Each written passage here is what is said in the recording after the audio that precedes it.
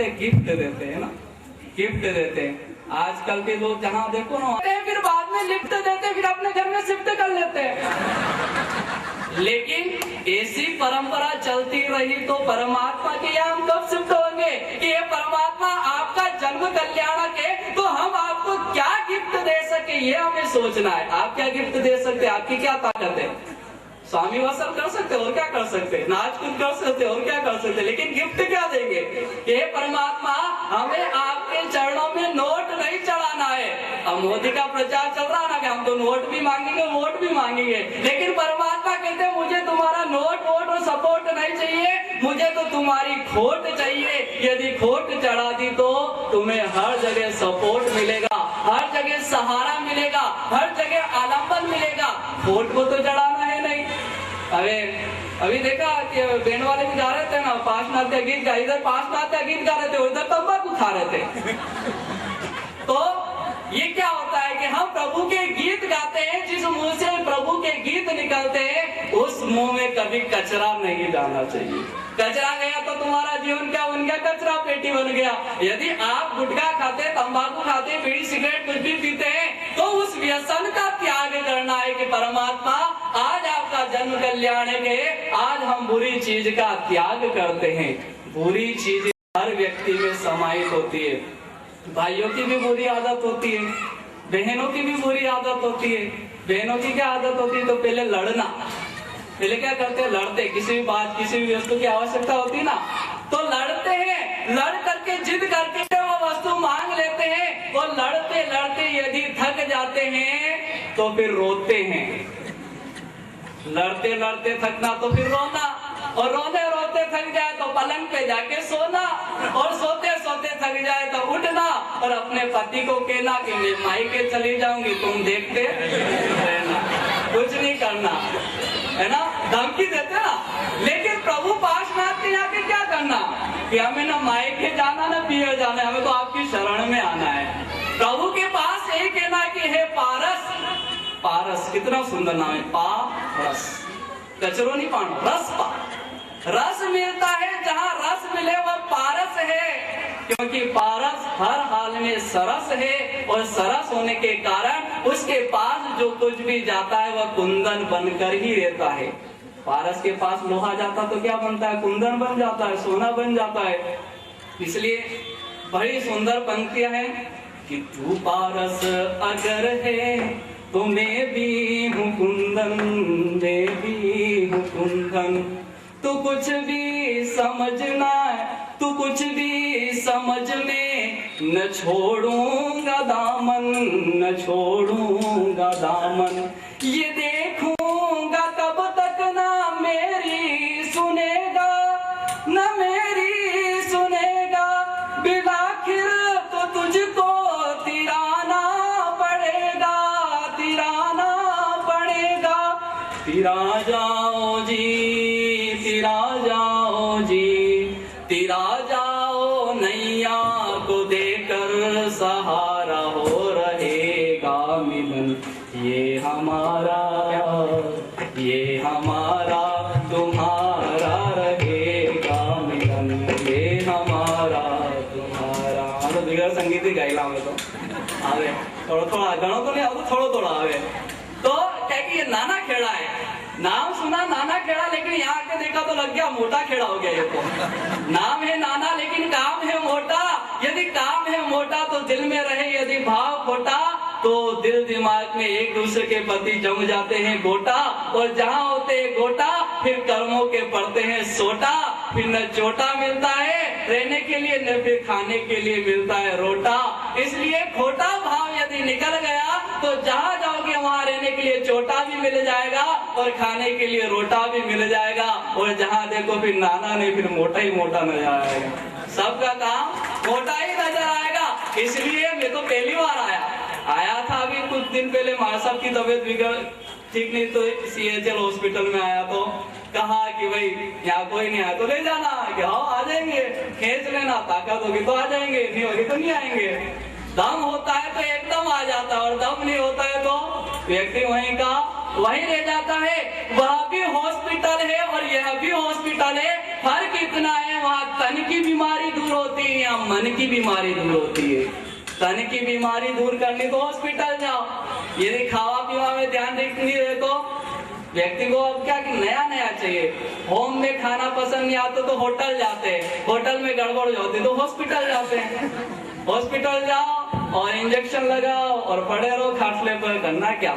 लेकिन परमात्मा ने कहा तुझे क्या खाना, तुझे क्या पीना, तुझे कैसे जीना, ये सब कुछ सिखाया है। तो पारसनाथ के पास में जाके यही कहना है कि पारस केरा गुण किसा पलटा नहीं लोहा, और के तो निज पारस नहीं के बीच रहा बिछोहा। पारस के पास गए, यदि हम सोना नहीं बने, हमारी आत्मा कुंदन नहीं बनी तो बेकार है। इसके 3 कारण हो सकते हैं। लोहा सोना नहीं बनता तो या तो फर्स्ट कारण कि लोहा नकली है, दूसरा कारण या तो पारस नकली है, पारस भी असली है, लोहा भी असली है, तो तीसरा कारण ये हो सकता है तुम्हारे अंदर जाले पड़े कपट के, और जाले होते तो स्पर्श नहीं होता है, और स्पर्श नहीं होता है तो प्रभु के पास जाकर के व्यक्ति सोना नहीं बन पाता है। यदि आपको पारस के पास जाकर के सोना बनना है तो तुम्हें लोहा बन करके जाना पड़ेगा। लोहा कैसा होता है? भारी, सबसे भारी वस्तु लोहा होता है। यदि लोहा बन करके गए तो स्पर्श होगा, आपका जीवन कुंदनमय बन जाएगा। और यदि आप चांदी बन के गए तो तुम चांदी चांदी रहोगे ना, आंधी आंधी रहेगी। जहाँ चांदी फिर वो आंधी आंधी है। इसलिए परमात्मा के पास जाना, परमात्मा का कल्याण कैसा कि हे परमात्मा नारका अपि मोदन्ते यस्य कल्याण पर्वसु पवित्रम तस्य चारित्रम गोवा वर्णयितुम क्षवः, कि आपका चारित्र कितना प्रभावशाली है कि जब आपका जन्म होता है तो नरक में रहे हुए जीवों को भी साता पहुंचती है। तो आपका जन्म कल्याण के तो हमको क्यों नहीं साता पहुंचेगी? जरूर पहुंचेगी। आज जहां देखो वहां बस सिर्फ पारस का ही नाम है, पारस का ही नाम है। बस लूटो, रस लूटो। जिसने रस लूट गया, पारस का रस जिसने ले लिया, तो फिर उसके अंदर कस ही कस निकलेगा। और जब कस आएगा तो ताकत आएगी, ताकत आएगी तो दिमाग चलेगा, दिमाग चलेगा तो दिल का देवालय भी खुल जाएगा। तो क्या है ना कि भाई वो ज्ञानी से ज्ञानी मिले, ज्ञानी से ज्ञानी मिले, और तो जूनी बात है कि ज्ञानी से ज्ञानी मिले रस की लूटम लूट, और अज्ञानी को अज्ञानी मिले होए माथा कूट। अज्ञानी थी अज्ञानी मिले तो माथा कूट में, ज्ञानी थी ज्ञानी मिले तो रस ही लूटम लूट में। ज्ञानी के पास में ज्ञान का रस है और अज्ञानी के पास में अज्ञान का रस है। और ज्ञान होता है तो वस्तु का उपयोग कर लेता है, और ज्ञान नहीं होता है तो वस्तु का दुरुपयोग कर लेता है। एक बार ऐसा ही हुआ, सरदार जी गए बाजार में, कहीं गए और किसी दुकान पे गए, लाल लाल वस्तु अच्छी पड़ी थी। अरे पूछा, अरे भैया ये क्या है? अरे ये थर्मस है। अरे थर्मस क्या होता है? कि इसमें ठंडी चीजों को तो ठंडी रहती है, गर्म रखो तो गर्म रहती है। आप वस्तु तो जोरदार, मैं अपने ऑफिस ले जाऊंगा और अपने टेबल पे रखूंगा, लोग पूछेंगे, मैं रुबाब से जवाब दूंगा। ले गए भाई साहब ले गए और ऑफिस में रखे, और उनके जो काम करने वाले थे, नौकर मैनेजर जो भी थे, आए, पूछे, अरे क्या बात है सरदार जी, क्या लेके आए आप? अरे नहीं जानता, ये थर्मस है, थर्मस। ओ हो थर्मस है, क्या होता है इसमें? इसमें ठंडी चीज रखो तो ठंडी रहती है, गर्म चीज रखो तो गर्म रहती है। अच्छा, बहुत बढ़िया बात है। तो इसमें आपने क्या भरा? अरे इसमें 2 पेप्सी और 1 कप गर्म चाय। क्या हुआ? न चाय रही न पेप्सी रही, घोटाला हो गया ना, गड़बड़ हो गई। तो हमारे हृदय में या तो परमात्मा रह सकते हैं या फिर संसार रह सकते हैं। यदि आपने दोनों को बसाया तो कैसी हालत होगी? उस थर्मस जैसी हालत हो जाएगी, गरम खिचड़ी हो जाएगी, खिचड़ी जैसा मामला हो जाएगा। आप प्रभु के पास जाते ना तो क्या चढ़ाते हैं? क्या चढ़ाते हैं? चावल, अक्षत। उसे अक्षत भी कहते हैं, चावल भी कहते हैं ना, ठीक है। तो लेकिन चावल जब अकेला होता तो चावल होता है, और मूंग के साथ मिल जाता तो क्या होता है? खिचड़ी हो जाता है। तो उसकी एक छोटी सी परिभाषा है कि नाम चावल रंग धवल उज्जवल तेरा रूप, और कुमकुम के साथ मिलकर कई नमाए फूक। कुमकुम के साथ मिलता है तो कई राजा महाराजा भी झुक जाते हैं, तिलक करो तो झुक ही जाए।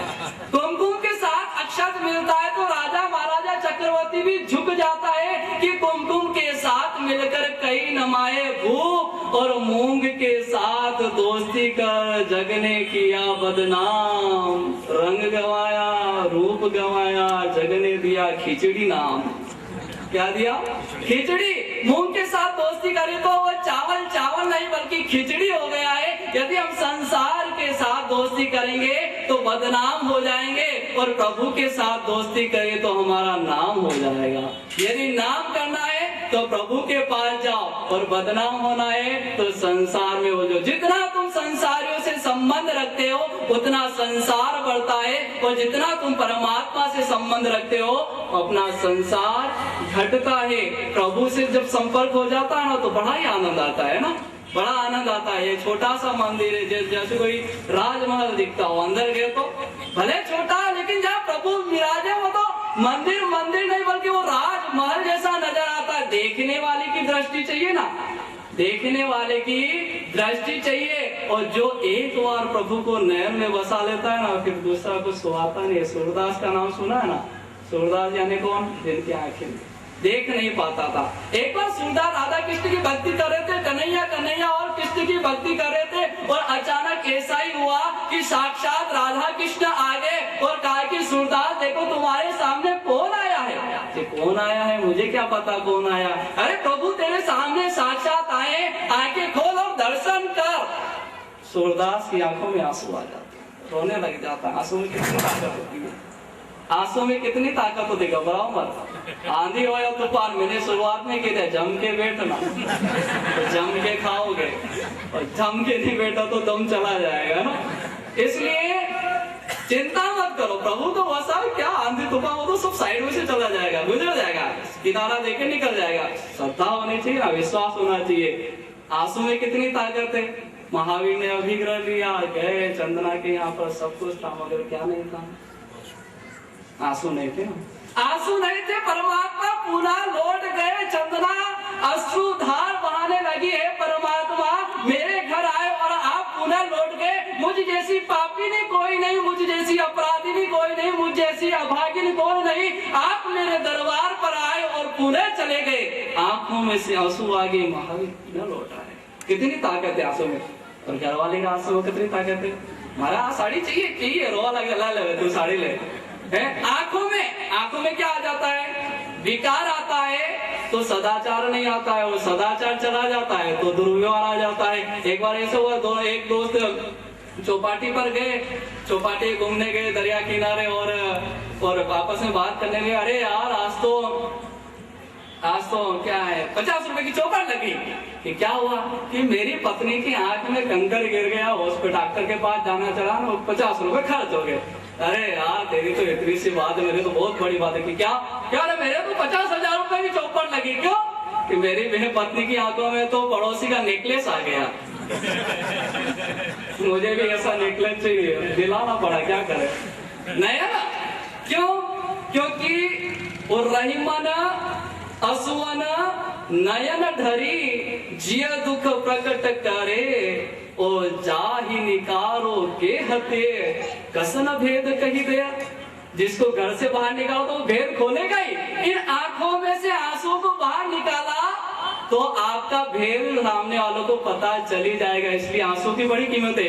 कि गौतम ने बहाए थे, चंदना ने बहाए थे, जब जब भी गिरे आंसू प्रभु दौड़े आए थे। तू करुणा का सागर है, अब छोड़ बहाने को, दो आंसू तो देना चरणों में बहाने को। आंसू दे, लेकिन प्रभु तेरे चरण में गिरा है। दुनिया के सामने क्या करे? दुनिया में सुनने वाली है क्या? दुनिया कोई सुनने वाली नहीं है। दुनिया तो रुलाने वाली, हंसाने वाली नहीं है। हे परमात्मा, तेरे चरणों में यदि मैं आंसू गिराऊंगा तो शायद मेरा कल्याण होगा। उस आंसू की भी बड़ी कीमत है। तो सूरदास के सामने साक्षात परमात्मा है, उसकी आंखों में से आंसू निकल गए। क्या करूं, मेरे आंख नहीं है। राधा ने कन्हैया को कहा कि हे नाथ, आप इनको चक्षु दे दीजिए, आप दिव्य दृष्टि प्रदान कीजिए ताकि आपके दर्शन दर्शन कर ले। और कहा तथास्तु, दिव्य दृष्टि आगे वो देखा, हाँ साक्षात प्रभु बता रहे हैं। दर्शन किया, आनंद आगे बढ़ा, खुशी हुई और झूमने लगा, झूमते झूमते नाचने लगा। और फिर राधा ने कहा कि बोल क्या वरदान चाहिए? कि बस मुझे यही वरदान चाहिए, जो तुमने दृष्टि दी ना वापस ले लो। कौन मूर्ख होगा, दृष्टि मिलने के बाद वापस लेगा क्या? क्या रे कैसी बात कर रहा सूरदास तू? कि नहीं ना, जो दृष्टि दी तू वापस ले लो। क्यों? क्योंकि जिन नयन से मैंने प्रभु के दर्शन कर लिया, वह नयन संसार को देखना नहीं चाहती। बस मैं तो यही चाहता हूँ, मेरा आत्मा में परमात्मा ही बस रहे, दुनिया की क्या लेना देना, परमात्मा ही मेरे नयन में बसे रहे। इन आंखों की कितनी बड़ी बात है कि अवगुण बहुत किया दयालु मैंने, अवगुण बहुत किया। आंख दीर तूने दाता बनकर, पर कबहू न दर्शन किया दयालु मैंने, अवगुण बहुत किया। जिस दिन परमात्मा के दर्शन ये आंखें कर लेती ना, तो फिर आपका मन टीवी में नहीं जाता है। टीवी में जाता है, टीवी में जाता है, पिक्चर में जाता है। पर से प्रवचन भी होता है और पर से पिक्चर भी होता है। पिक्चर देखते देखते कई लोगों की गाड़ी के टायर पंक्चर भी हो जाते हैं, फिर भी नहीं संभल पाते हैं, है ना। मेरा तो प्रभु का ही दर्शन करना। तो इन आंखों का सदुपयोग यही है कि हे परमात्मा, आपके ही हम दर्शन करते रहे, अन्य किसी के नहीं। कि कान दिए रे तूने दाता बनकर, पर कबहू न श्रवण किया दयालु मैंने, अवगुण बहुत किया। लारे खड़ा था क्या तो नहीं के? पीछे खड़े जो थके तो नहीं ना? टाइम क्या हो गया? हाँ तो पूरा कर दो ना, पूरा कर दो, क्योंकि ठंडा हो जाएगा सब कुछ। मामला ठंडा नहीं होना चाहिए। अभी तो आप गरम कर रहे हो, फिर वो ठंडा नहीं होना चाहिए। तो वो सब सुना होता ही है। तो कान दिए तो किस लिए? परमात्मा के गीत सुने। कि मुख दिया रे तूने दाता बनकर, पर कबहू न भजन किया दयालु मैंने, अवगुण बहुत किया। मुख मिलाए तो परमात्मा की गीत गाए, परमात्मा के गीत गुनगुनाए। हजारों आचार्यों ने, हजारों साधु साधु भगवंतों ने कई प्रभु के गीत नृत्य दिए। और मेरे ख्याल से पार्श्वनाथ भगवान के जितने गीत बने हैं, शायद इतने गीत किसी भगवान के नहीं बने होंगे, क्योंकि वो पुरुषादानी है। कारण क्या? पुरुष में आदरणीय है, उनका आदि नाम कर्म का उदय होने के कारण सभी तीर्थंकरों में पार्श्वनाथ भगवान का अतिशय अधिक है। हर मंदिर में कोई भगवान हो का न हो, लेकिन पार्श्वनाथ की छोटी बड़ी प्रतिमा तो आपको अवश्य ही मिलेगी, क्योंकि आदि नाम कर्म का उदय है। तो हाथ दिए रे तूने दाता बनकर, पर कबहू न पूजन किया दयालु मैंने, अवगुण बहुत किया। पैर दिए रे तूने दाता बनकर, पर कबहू न मंदिर गया दयालु मैंने, अवगुण बहुत किया। अर्थात हाथ मिले तो परमात्मा की पूजा करें, पैर मिले हैं तो चल करके मंदिर जाए, और मुख मिला है तो प्रभु के गीत गाए, आंखें मिली तो दर्शन करे, और कान मिले हैं तो परमात्मा के प्रवचन का श्रवण करे। तो ही हमारे शरीर का सदुपयोग होगा, अन्यथा दुरुपयोग तो हर जगह हर क्षण हर पल होता ही है। तो परमात्मा पार्श्वनाथ का जन्मदिन है, और जन्मदिन के साथ में हम यही चाहे कि हे परमात्मा, आपकी शरण, आपका आधार हमेशा मिलता रहे, ताकि हम कहीं भी निराधार न रहे। और निराधार नहीं रहेंगे, आधार रहेगा तो हमारी नैया भव से पार हो सकती है। तो परमात्मा का वचन जो एक बार सुन लेता है, निश्चित ही उसका कल्याण होता ही है। जन्म तो होता है, और जन्म होता तो लोग क्या कहते हैं कि जननी जने तो ऐसा जन के दाता के सूर, और नहीं तो रेजे वाजड़ी मति गमावे जे नूर। अब उल्टा चल गया कि जननी जन तो ऐसे जन जैसे भूत बड़न, और प्रभु नाम लेवे नहीं कूदे तड़ंग तड़ंग। प्रभु नाम नहीं लेना, बस आया में डिस्को डांसर भी गया, नाच कूद कर लिया। लेकिन परमात्मा के सामने जो नाच लेता है, उसे संसार में नाचना नहीं पड़ता है। और परमात्मा की शरण में जो चला जाता है, उसे कभी भी कोई कहीं भी अशरण यानी कि कोई भी तिरस्कार नहीं करता है। तो आज पार्श्वनाथ भगवान का जन्म कल्याणक है, तो कोई न कोई बुरी आदत यदि आपके, वैसे तो हो गए नहीं, सभी समझदार है, कोई कहने की जरूरत नहीं। यदि कदाच हो, दुर्व्यसन हो तो छोड़ करके जाइए, ताकि हमारे जीवन का भी शुद्धिकरण हो। एक बार गया, एक भाई गया हरिद्वार गया, बहुत व्यसनी था। पंडे होते ना, पूजा वूजा कराते, उन्होंने कहा कि हरिद्वार है तो कुछ तो छोड़ो। कि क्या छोड़ो? कि तुम शराब पीते। हाँ, ये छोड़ दो। अरे शराब छोड़ सकते क्या? शराब छोड़ दो काम काज नहीं हो। तो बीड़ी सिगरेट तो, अरे बीड़ी सिगरेट छोड़ो तो दम हो जाए, पेट साफ नहीं हो, कोई छोड़ी देंगे। तो चाय छोड़ दो। अरे चाय छोड़ सकते, चाय तो देवताओं को भी दुर्लभ है। एक इंसान ही ऐसा जो चाय मिलती है, चाय छोड़ सकते क्या? अरे भाई तू यहाँ आया है, इतनी दूर आया है, तो कुछ ना कुछ तो छोड़ के जा। तो कहेगी छोड़ा, आज से हरिद्वार छोड़ा, कभी नहीं आऊंगा। लेकिन कभी ऐसा मत करना कि बाप जी को छोड़ा तो छोड़ा, कभी नहीं जाएंगे। बाप जी के पास जाते, कई लोग इस कारण नहीं जा रहे, बाप जी को क्या नियम ही दिलाते रहते हैं। नियम, जब देखो लो नियम, जब देखो नियम। अरे जो नियम में रहता है वह यम से कभी परेशान नहीं होता है। इसलिए हमेशा जीवन में नियम होना चाहिए। प्रवचन दे रहे थे तो एक पॉइंट, अरे बाप जी आपके प्रवचन सुने, आपके तो प्रवचन से इतने प्रभावित हुए कि 4 नियम लिए।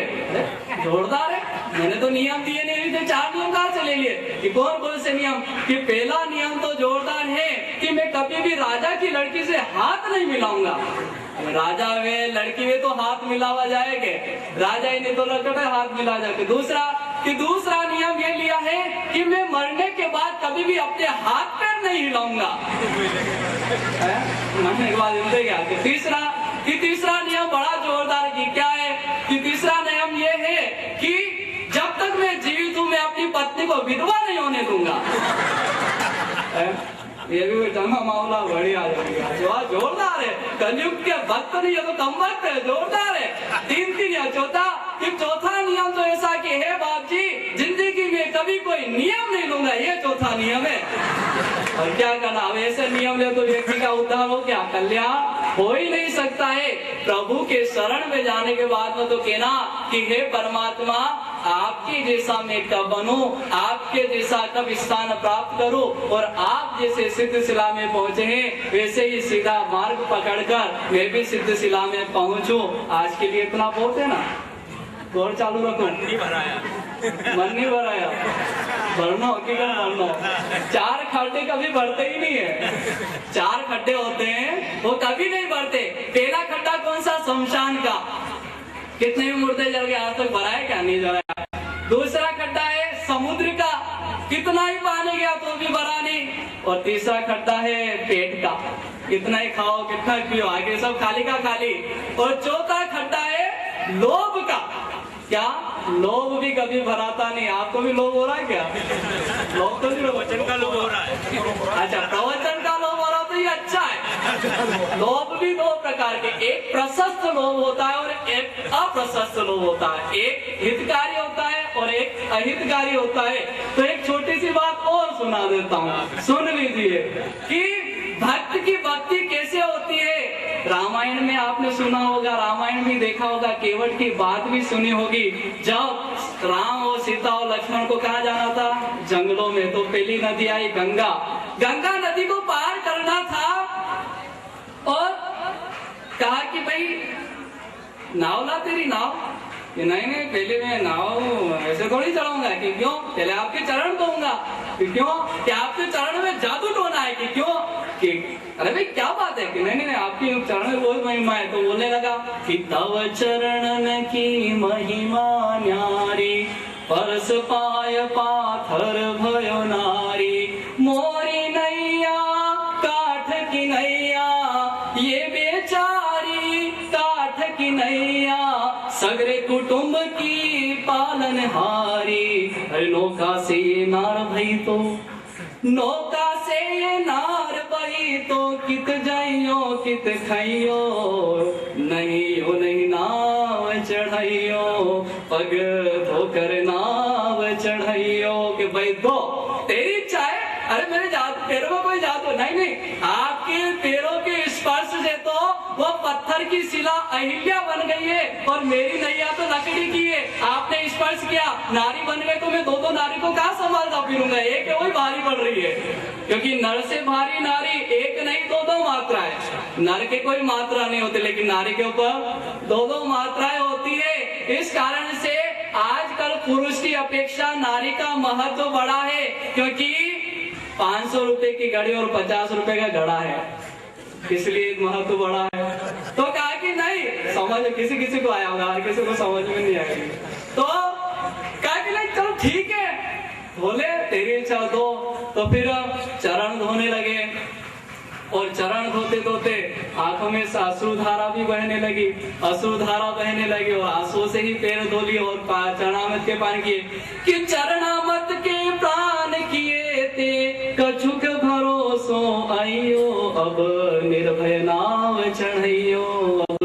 अब कोई डरने की बात नहीं है, चरणामत मिली, आपको जादू टोना नहीं, आप आराम से चढ़ो। नैया में चढ़ जाते हैं, नैया आगे बढ़ती है, लेकिन क्या करता है केवट, कभी नैया को इधर ले जाता, कभी इधर ले जाता, कभी इधर आ जाता। लक्ष्मण को आया गुस्सा, तो गुस्से लेते कि अरे दिमाग खराब हो गया कि इधर उधर क्या चक्कर लगा रहा है। कि अरे लक्ष्मण भैया शांत रहिए, शांत, राम जी को पता नहीं है मैं 84 के चक्कर लगा रहा हूँ, उसका क्या 84 के चक्कर मिटा तो मैं थोड़ा सा चक्कर लगाया, उसको आपको चक्कर आ गया, और मैं 84 के चक्कर लगा रहा हूँ, उसका कोई फिक्र ही नहीं।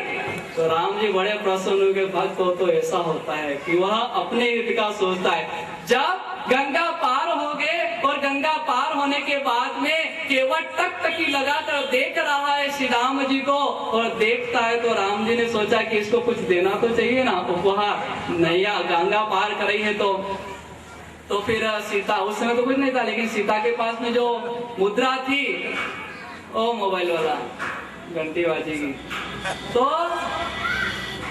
अंगूठी निकाल करके जैसे ही राम जी केवट को देते हैं, तो केवट देखते हैं कि नहीं ले ले भाई, ना ना ना ले ले, ना ना ना। क्या कहता है कि धोबी से धोबी न लेत धुलाई, नाई से कछु ना लेत ही नाई। तुम भी केवट मैं भी केवट, तुम भी केवट मैं भी केवट, कर दीजो भव पार प्रभु मोए, कर दीजो भव पार प्रभु मोए, हाथ तिहारे लइयो, अभी उतराई नहीं लइयो, पग धोकर नाव चढ़इयो। कि अभी उतराई नहीं लूंगा, क्यों धोबी के घर धोबी का काम पड़ता है तो कभी धुलाई के पैसे नहीं लेता है, नाई के घर नाई का काम पड़ता है तो कभी पैसे नहीं लेता है। अरे तुम भी केवट और मैं भी केवट। तो जब केवट की बात कही तो लक्ष्मण भी तिल मिलाया, अरे तू अपनी औकात में रहे, तू केवट और राम कैसे केवट हो सकते हैं। तो केवट कहता अरे भैया मैं भी तिराने का काम करता हूँ, ये भी तिराने का काम करते हैं, फर्क इतना है कि मैं गंगा को पार लगाता हूँ, ये संसार सागर को पार लगाते हैं, इसलिए ये भी केवट है और मैं भी केवट हूँ। और जब आप मुझे संसार सागर से पार करा देंगे तभी मैं आपके हाथ से उतरा ही लूंगा, नहीं तो अभी नहीं लूंगा, अभी आपके पास ही रखो, मेरे को क्या लेना देना इससे, ये तो यही रह जाएगी। ये जड़ वस्तु है, यही रहने वाली है, चाहे कितना ही सोना सजा लो, जो सोना में फंस जाता है फिर उसे सोना नहीं मिलता, फिर वो जागता ही रहता है, बेचैन रहता है। सोने की चेन के लिए तो बेचैन रहता है, कोई चुरा नहीं ले, कोई खो नहीं जाए, कोई टूट न जाए, कोई लूट न ले। इस प्रकार से चिंताएं चढ़ी रहती है, लेकिन प्रभु की शरण में जो आ जाता है निश्चित ही पार हो जाता है। गाँव क्या ज्यादा वे नहीं तो कहीं वे अजीर्ण वे जाए, और थोड़ा हुए तो झट बचे। अभी तो नाश्तो हो गरीब और अमीर में कितना फर्क है, गरीब और अमीर में कितना फर्क है। गरीब ये सोचता है कि भूख लगे तो क्या खाया जाए, और अमीर ये सोचता है कि खा तो लिया लेकिन उसको पचाया कैसा जाए, ऐसा क्या खाया जाए जिससे भूख लगे। तो फर्क इतना ही है। तो परमात्मा ने तो कहा है कि थोड़ा सुनो और उसका मंथन भी करो, सुनो, सुनने के बाद में चुनो, चुनने के बाद में उसके ऊपर गुनो, और गुनने के बाद में धुनो, फिर देखो तुम्हारा अजब गजब ही निराला रूप होगा। तो मैं भी कह तो जाऊं नहीं, मोरा भी कोई खाना तो है नहीं, मोरा भी यूं भी आए मिले और महात्मा भी उपवास है, और आपने तो स्वामी वत्सल है नहीं, आपने तो स्वामी वत्सल है। घणो दे मिठाई लोग बाप जी तो खा के आएगा, मिठाई जाएगा, पहले कहते जम जाओ, पहले कह के जम जाओ। ये क्या है, जाजम है, क्या है? जा जम, जा और जम, उठने का काम ही नहीं, पहले जा और फिर जम। लेकिन परमात्मा ने कहा है कि जा से जाई, ज से जरा और म से मरण। जो जाई जरा मरण के भेद को समझा करके, जाई जरा मरण को नष्ट करके अभेद स्थिति तक पहुंचा देता है, उसका नाम जाजम है। आज तक जाजम में बैठे हुए लेकिन परिभाषा पता नहीं होगी तो समझ लेना। तो जाजम का मतलब यही है कि जाई जरा मरण जो हमारे दूर कर दे वह जाजम है। इसलिए कोई बात नहीं, आपने सुना, आपने हमको बुलाया, आपकी वह पारस प्रभु पास की महिमा बड़ी न्यारी है, बड़ी भारी है और आपने इतनी देर बैठ कर सुना, इसलिए हम आपके बहुत बहुत आभारी हैं। ऐसा क्या ही